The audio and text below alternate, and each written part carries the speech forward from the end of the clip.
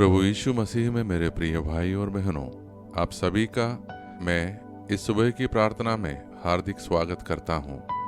मैं आशा करता हूं कि आप सभी परमेश्वर की कृपा में सुरक्षित और स्वस्थ हैं। ईश्वर हमें लगातार आशीष दे रहे हैं। हमारे पास प्रभु को धन्यवाद देने के लिए अनगिनत कारण हैं। मैं उन सभी का धन्यवाद करता हूं जो हर दिन इस प्रार्थना को सुनते हैं, इसमें भाग लेते हैं और दूसरों के साथ इसे शेयर करके प्रभु के वचन को आगे बढ़ाते हैं। आप सच में प्रभु के स्वर्गदूतों की तरह दूसरों के लिए आशीष का कारण बन रहे हैं। इस प्रार्थना की शुरुआत में ही आइए हम अपने सभी निवेदन जो हमने व्यक्त किया है और जो हमारे दिल में छिपे हैं, उन्हें प्रभु के चरणों में समर्पित करें। कुछ लोग इस प्रार्थना को सुबह सवेरे सुनते हैं, कुछ जब भी समय मिले। याद रखिए, आप जब भी इस प्रार्थना को सुनते हैं और अपने दिल से परमेश्वर से बात करते हैं, ईश्वर आपकी प्रार्थनाओं को सुन रहे होते हैं।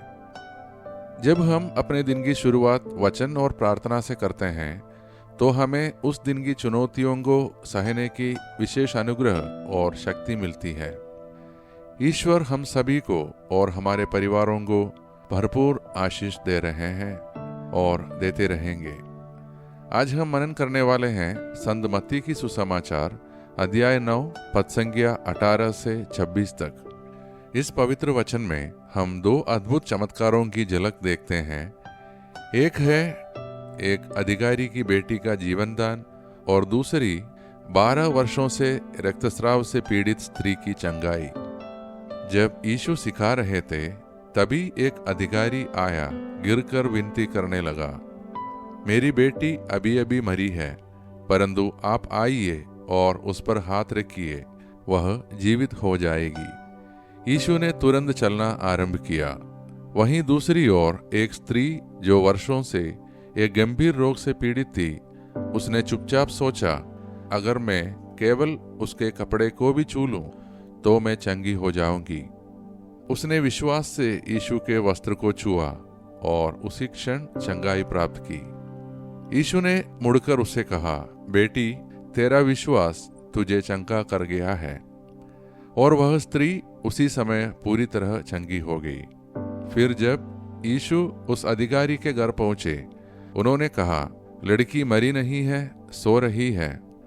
वहां जो लोग थे वे हंसे, लेकिन यीशु ने हाथ पकड़कर उस बच्ची को जीवित कर दिया। प्रिय भाई और बहनों, इस वचन के माध्यम से प्रभु हमसे कह रहे हैं, विश्वास करो, मैं तुम्हारे स्पर्श, तुम्हारी पुकार, तुम्हारे विश्वास पर उत्तर देता हूँ।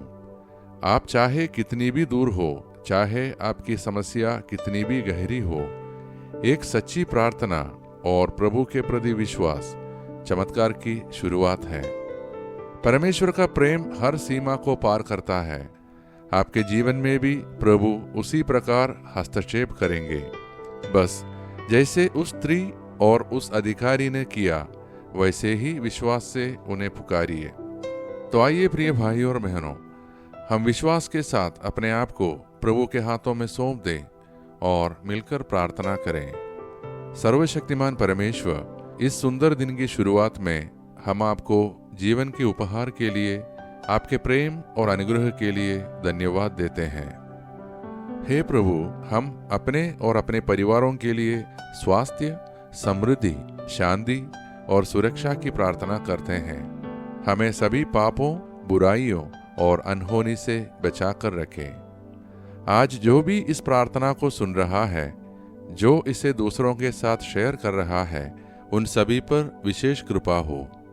हम सब आपकी हमारे प्रति प्रेम और आशीष को महसूस करें। हे प्रभु, आज हम सारी दुनिया में शांति के लिए विशेष प्रार्थना करते हैं। सभी युद्ध समाप्त हो, हर देश में शांति और प्रेम स्थापित हो। हम सबको आकस्मिक और अप्राकृतिक मृत्यु से बचाकर रखिए। हमें, हमारे बच्चों को, हमारे परिवारों को अपने वचनों से ढाक लीजिए। जैसे आपने वचन के माध्यम से उस स्त्री को चंगा किया और उस लड़की को जीवन दिया, वैसे ही हमें भी चंगा कीजिए, नया जीवन दीजिए। ये सारे प्रार्थनाएं और हमारे मन की अन्य प्रार्थनाएं हम आपके चरणों में समर्पित करते हैं, हमारे प्रभु और आपके पुत्र यीशु मसीह के नाम पर, आमीन। मेरे प्यारे भाई और बहनों, विश्वास कीजिए आज की यह प्रार्थना आपके जीवन में, आपके घरों में, आपके बच्चों के जीवन में चमत्कारों की शुरुआत है। कृपया इस प्रार्थना को लाइक करें, दूसरों के साथ शेयर करें और सब्सक्राइब करें ताकि औरों तक भी यह आशीष पहुंचे। आपके द्वारा भेजी गई यह प्रार्थना किसी के जीवन की दिशा बदल सकती है। प्रभु यीशु मसीह का अनुग्रह, परमेश्वर पिता का प्रेम और पवित्र आत्मा की सहभागिता हम सभी के साथ सदा बनी रहे, आमीन। प्रिय भाई और बहनों, हम फिर मिलेंगे अगली प्रार्थना में। तब तक ईश्वर हम सबको आशीष दे।